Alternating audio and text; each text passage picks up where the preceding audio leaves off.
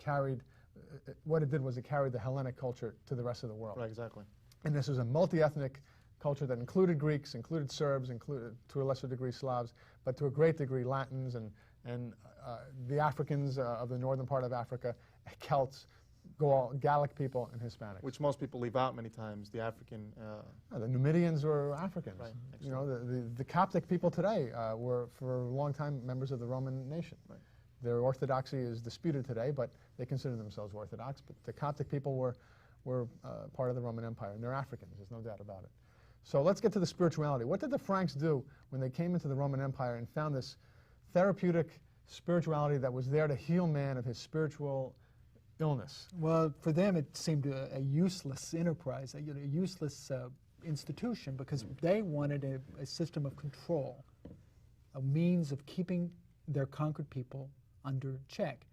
So they took the sacramental system, which was basically a system for providing progressive healing, and they turned that into a system of oppression by which bishops, priests, and clergy then, by virtue of their office, had the power to either send you to hell or send you to heaven. So you spent your entire life with the concern that if I upset this person in power, I'm going to go to hell. I'm going to go to hell. So I better do whatever he says.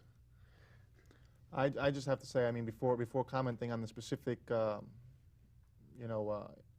changes that occurred with the Frankish infiltration, let's say, of the Roman Empire, I just don't want the viewers to misunderstand as far as why we're talking about this tonight and why we discussed it at the last program, because basically this is not a discussion or a debate as to who's in power. It's not basically we're here crying about somebody taking our empire away. You know, we keep on saying a Christian empire and a Christian nation, and fine, that's all fine and dandy, but that's not what we're really here to discuss tonight, because, I mean, we're eventually going to lead to it. But the essence of the dispute and the essence and why it has tremendous social implications, I feel, is because what you just called the therapeutic method, the methodology that existed, was stolen, was taken away and thrown.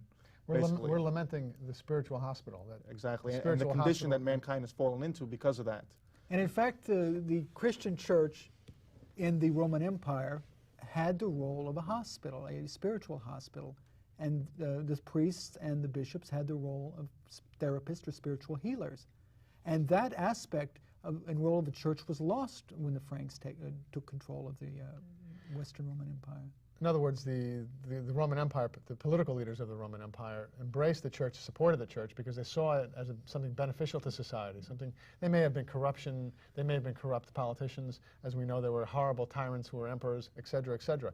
But as a whole, the church was supported because it was seen as a means of enhancing society and fulfilling the role of a spiritual hospital and improving man's place in the universe. Oh, absolutely. To speak of it strictly Orthodox and Christian-wise, it was a way of saving man to come face to face with Christ on the final judgment. Yeah. And this is what...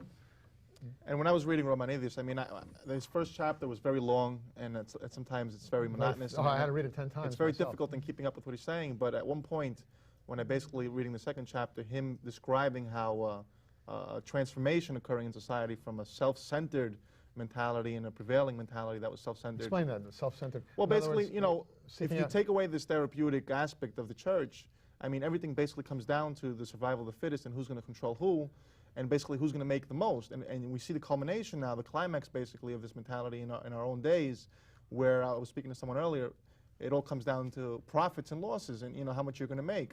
And happiness is based on what today? I mean, on pleasure. Pleasure. In other words, happiness is what we're seeking after.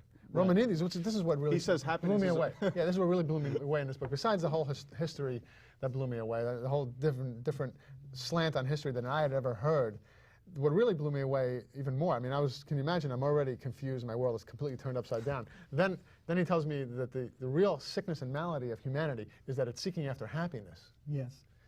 What? Well, we shouldn't be seeking after happiness? In fact, he argues that the role of the Christian hospital is to make you non-self-interested, to make you... Not seek after happiness. Not seek after happiness. What are we supposed to be seeking after? After the good of other people. Or after Christ. Yes. We seek after God, and then when we find God, then whatever God is. Yes. And we can't call it happiness, we can't call it sadness. Whatever it is, that's what we'll be in union with, And in communion with. in line with the you know, the analogy of hospitals and therapy and all that, we can basically say the goal is just to maintain this parallelism.